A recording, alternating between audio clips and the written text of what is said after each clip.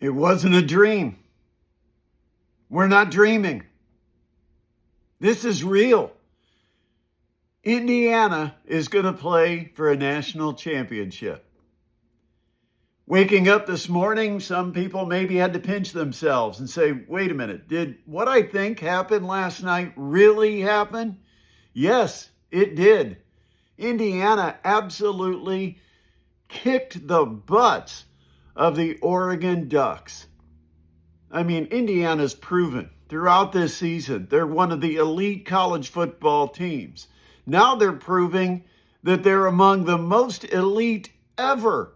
I mean, look at what Indiana is doing, just destroying the competition in this college football playoff. So far, they've destroyed Alabama and Oregon, two perennial big-time football programs, and Indiana has absolutely smoked them like a salmon.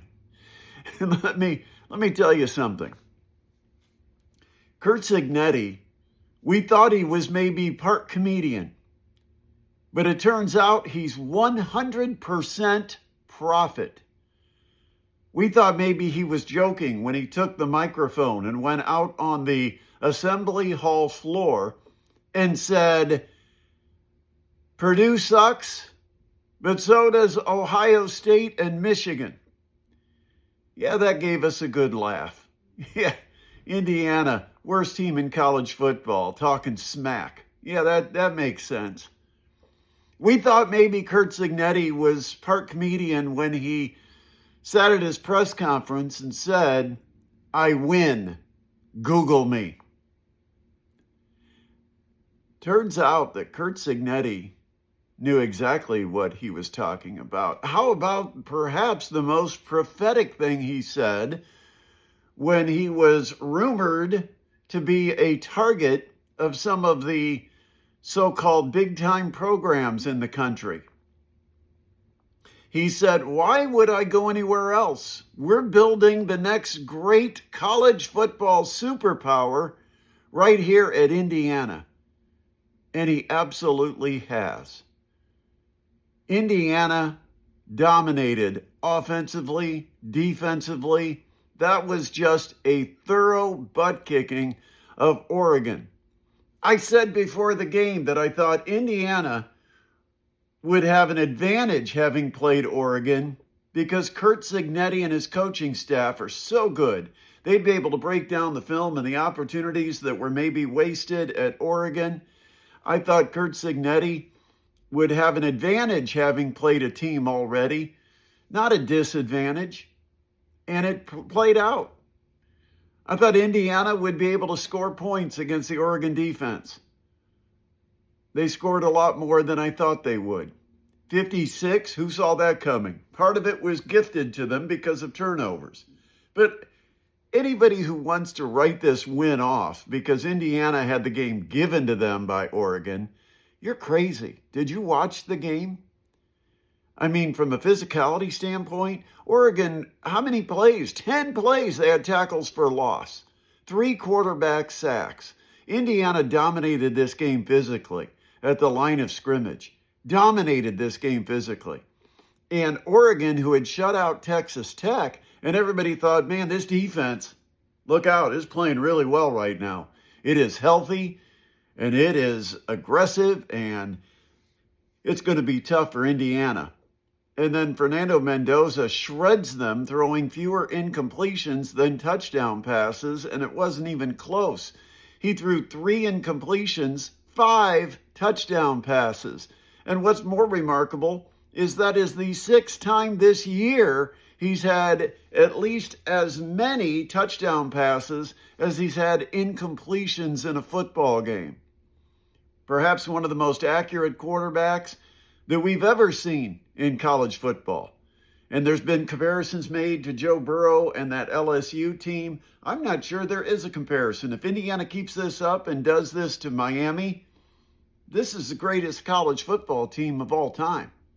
Period. I mean, and it doesn't have to be because of the star-studded power and the NFL futures of all of these players. That's not what it's about. It's about a team that came together in every position group did their jobs. They all played to their potential. They didn't make mistakes.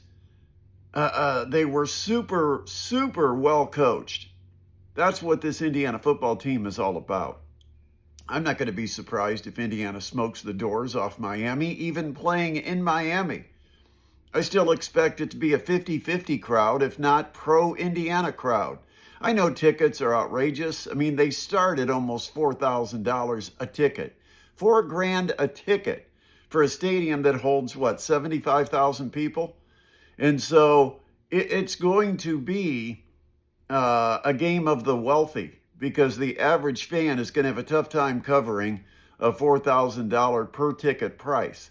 And I think prices might come down a little bit, because I think you're going to have a lot of secondary sellers in the market that are not going to be able to get their asking price currently. But still, it's starting at about $4,000 a ticket. And it's probably still a hot ticket in Bloomington and among Indiana fans, and of course the largest alumni base in the entire country.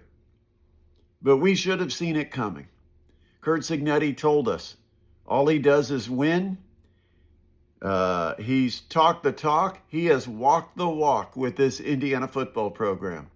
And even though everybody wanted to play in denial, Indiana's not that good. It's the schedule that's made Indiana look better than they really are. Here we are, 15-0, perhaps the only team to go 16-0. And an interesting number there is, do you remember the last college basketball team that finished the season undefeated? Yeah, that was the Indiana Hoosiers. And now they've got a chance, exactly 50 years later, to be the first college football team to run the slate in the current format and go 16-0. And they're favored by a touchdown. It's crazy. But Curt Cignetti didn't lie to us. He was trying to tell us the future when he said, we're building the next great college football superpower in Bloomington. And if you look at what he's already accomplished in the transfer portal while playing in the college football playoffs, he's right. He's right. This is not a one and done. And in 2 years' time, the only teams that have beaten Indiana were the two teams that played for a national championship a year ago. And a year later, here is Indiana playing for the national championship themselves.